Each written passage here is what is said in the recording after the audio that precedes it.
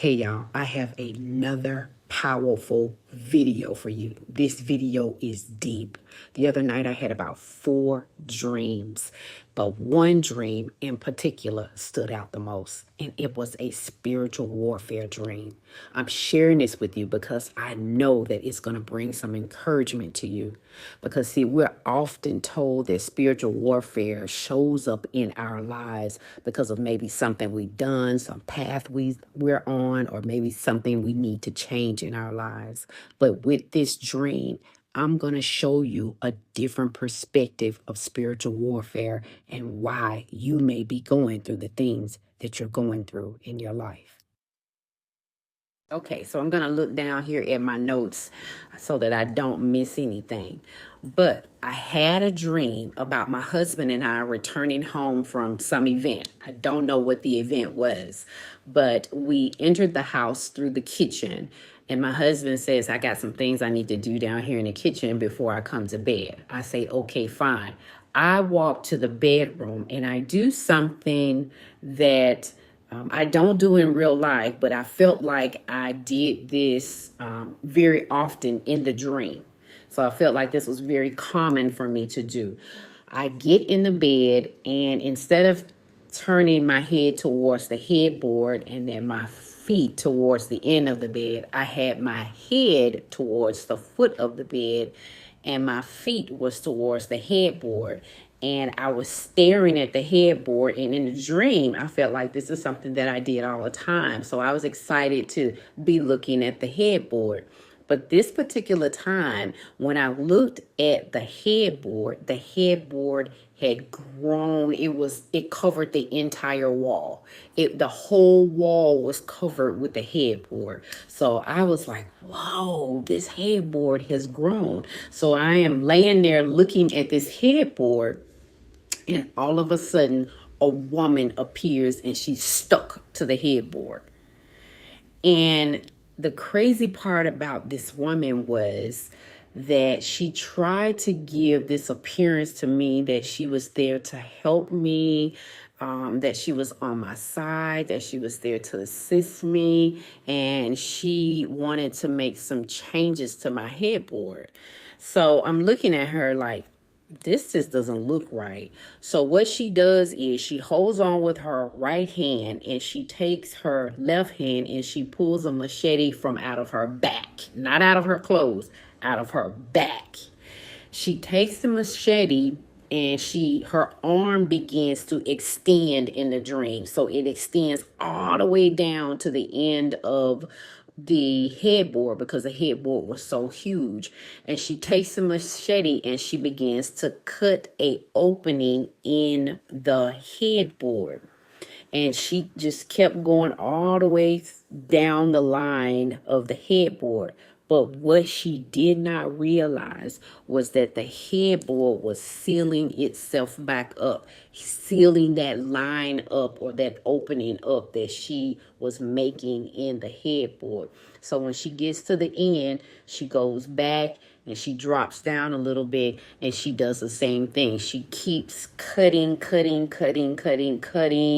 and she's creating this opening, and the headboard is sealing it up as it goes along. So I'm watching like, whoa, this, what is going on here?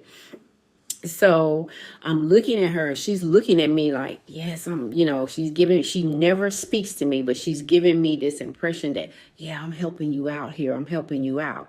Then my husband walks in the room. He doesn't see her at first. He doesn't look towards the headboard.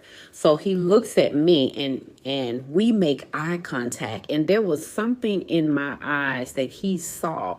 And when he saw it, he made a quick turn towards the headboard and he saw the lady. When he sees the lady, he loses it. He was like, what are you doing there? Get down. Get off that headboard. Get out of here. And she jumps down in front of my husband, like on all fours. Like she puts her hand and her feet on the ground like a dog, like an animal. And then she just slowly raises herself up, but she does not give my husband eye contact. And my husband was like, get out of this bedroom. And she just disappeared. Okay, so the dream now transitions. This is where it gets really, really good. So now I find myself walking down this narrow road, and it was an extremely long road with my husband. So we're holding hands, we're laughing, joking around, and we're walking on this road with no shoes on. And I can remember the cool, like refreshing feeling of the road, because I kept telling myself the road feels so good to my feet. But the crazy thing about this road was that on both sides of the road was this crazy looking vegetation. It was like green and black and just disgusting looking. And you know that inside that vegetation was snakes and alligators. It just looked horrible. It was scary looking. So I just kind of glanced at it, and I kind of tried to keep my eyes on my husband. And then I happened to look again. And this time, when I looked over in the vegetation, I saw 4 sets of eyes. So I looked harder, and what I saw was 2 gray dogs that looked like wolves, but I knew that they were dogs, and their eyes had like a little reddish tint to it. And then I saw 2 black dogs, but I had to stare really hard to see the black dogs because I saw those other set of eyes and I was trying to figure out what they were.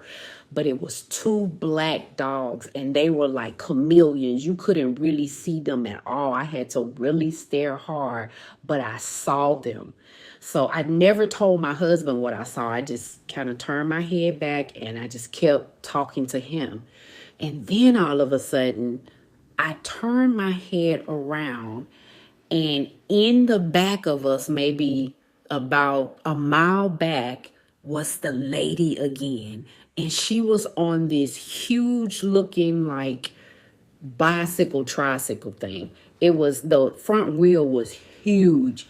And what caught my attention about her was that this time she was dressed a little bit different. She had on this business attire with a skirt on. And I'm saying to myself, why is this lady have a skirt on riding a bike? And she was pedaling so hard. She was trying to catch up with us, but she was also struggling with the handlebars because it seems like the handlebars wanted to move on their own, and she was trying to keep the handlebars in the road, but the handlebars didn't want to stay in the road. So I yelled back to her and I said, hey, make sure that you don't go over in that vegetation because there's dogs in there. And she said, dogs where? And soon as she said dogs where, her bike turns on its own, and she goes right into the vegetation. Y'all, all I heard was like this dog, like bear like sound, like tearing her apart. And in the dream, I just saw bloody limbs come up in the air. And I remember putting my hand over my mouth in the dream because I wanted to throw up because it was just blood flying in the air. And she was just screaming. And the dogs were tearing her apart. And my husband, I looked at my husband. I was like, look at what's going on. And he just looked at her like, so that's what she gets.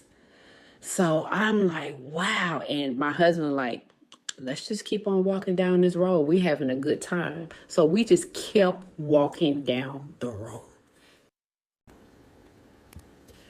So then I woke up from the dream. I had this dream 2 nights ago. So I have been with God for 2 days with my pen and paper in my hand, writing down everything that he revealed to me in this dream. Some of the things I knew, but some of them I did not know. I want to take you back to the beginning of this video when I shared with you about spiritual warfare. Spiritual warfare does not always necessarily mean that you're on the wrong track. This dream is showing you that spiritual warfare can also mean that you're on the right track with God. So as I'm sitting here waiting for God to explain certain things to me and put the pieces together, I am rolling over and over again in my mind about the headboard. And I had to have God to explain to me, what was the headboard about? God had me to research the history of the headboard, and this is what I found. Headboards in ancient time were created for the sole purpose of blocking cold drafts during the night, allowing people during that time to sleep warm and cozy. Headboards dated back to the pharaohs in Egypt, where bed headboards were used to be a sign of social status. So, if you think about this in this dream, headboards are used to block off discomforting things. They're used for protection, and they're also used to identify you in some sort of social status.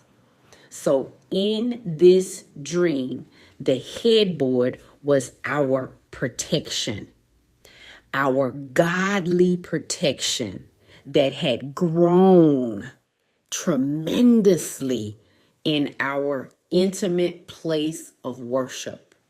The bedroom symbolizes that intimate place of worship, not just between my husband and I, but also individually, inwardly inside of us. God was there, and his protection was there. His presence was there on the outside of us and on the inside of us. Now, this is where it gets good. The spiritual warfare or the demonic activity was the lady. And here she is. She comes to cut or make openings into the headboard, which is symbolic of her trying to create gaps or openings in our relationship with the Father. And these gaps or opening was for her to allow the false light of Satan to come into our relationships. And this false light is found in the Bible in 2 Corinthians chapter 11, verse 14. She wanted that light to come in so that it would create a wedge between us and God. It would misdirect us, have us going in the wrong direction. So the appearance of this demonic entity, this demonic woman in the dream, it lets us know that even while we're trying to change our lives or get on the right track with God, or we're leveling up in the spirit, even while these things are happening, that we're still going to encounter spiritual warfare. So sometimes when you encounter spiritual warfare, it is a reminder that you are on the right track, that you are on the narrow path that you should be walking along. So stay encouraged, because we know that in all things God works for the good of those who love him, who have been called according to his purpose. Now let's talk about the narrow path or the narrow road that we were walking down in the dream. The word narrow is mentioned continuously throughout different translations of the Bible, especially as it relates to our relationship with Jesus. Let me read this quick verse to you. In Luke chapter 13, verses 22 through 28, it says this: Then Jesus went through the towns and villages, teaching as he made his way to Jerusalem. Someone asked him, Lord, are only a few people going to be saved? He said to them, Make every effort to enter through the narrow door, because many, I tell you, will try to enter and will not be able to. The King James Version says this: instead of make every effort, it says strive to enter in at the straight gate or the narrow gate. The word strive here means to contend, to labor fervently, or to struggle against. This is telling us that we are going to encounter warfare even as we attempt to do what Jesus has called us to do, to walk that narrow path, to follow him. It is going to be a part of our sanctification and of our spiritual journey to also encounter warfare. But God says he has the victory for us. That narrow path is only for those who choose to follow Jesus and not for the wicked. So I want you to know this, that even Jesus dealt with intense spiritual warfare after he was baptized and right before he started his ministry. Jesus too had to go through this process of being faced with temptation, of being faced with warfare, just like I did in the dream and like you do on a daily basis. But God was showing me in the dream, as well as you, that he has given us 4 things.